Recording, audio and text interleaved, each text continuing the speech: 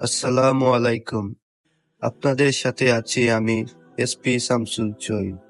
তো চলুন আমি আজ আপনাদেরকে দেখাতে যাচ্ছি একটি বেহেশতের বাগান, যার বর্তমান লোকেশন হচ্ছে সানপুর জালালাবাদ সদর, সিলেট। তো যাই হোক, ফিরে যাচ্ছি মূল কথায়। বলছিলাম একটি বেহেশতের বাগান। এই বাগান বলতে আমি একটি মাদ্রাসাকে বুঝিয়েছি, কেননা আমাদের প্রিয় নবী বলেছেন এক একটি মাদ্রাসা হচ্ছে বেহেশতের বাগান।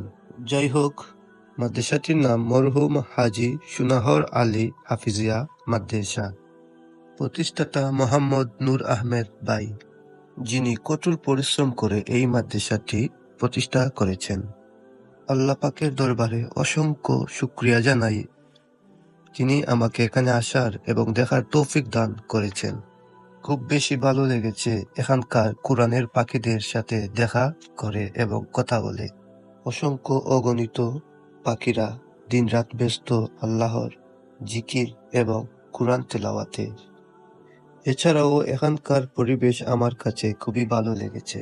এই হাফিজি মাদ্রাসার উসিলায় আল্লাহ পাক যেন আমার শ্রদ্ধেয় বড় ভাই মোহাম্মদ নূর আহমেদ ভাইকে সুস্থতার সাথে নেক হায়াত দান করেন, এই প্রার্থনা করি।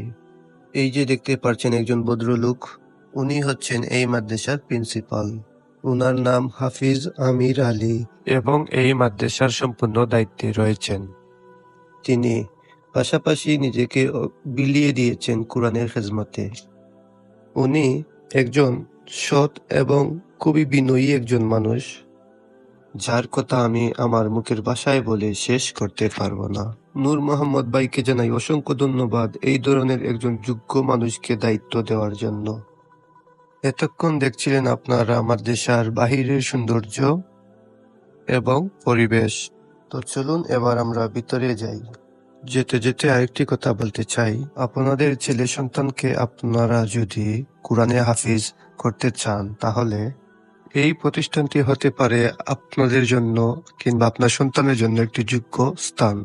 এখানকার পরিবেশ খুবই সুন্দর, দেখতেই পারছেন ভিতরে প্রিন্সিপাল সাহেব তিলাওয়াত করছেন এবং এখানকার ছাত্ররাও অত্যন্ত বিনয়ী।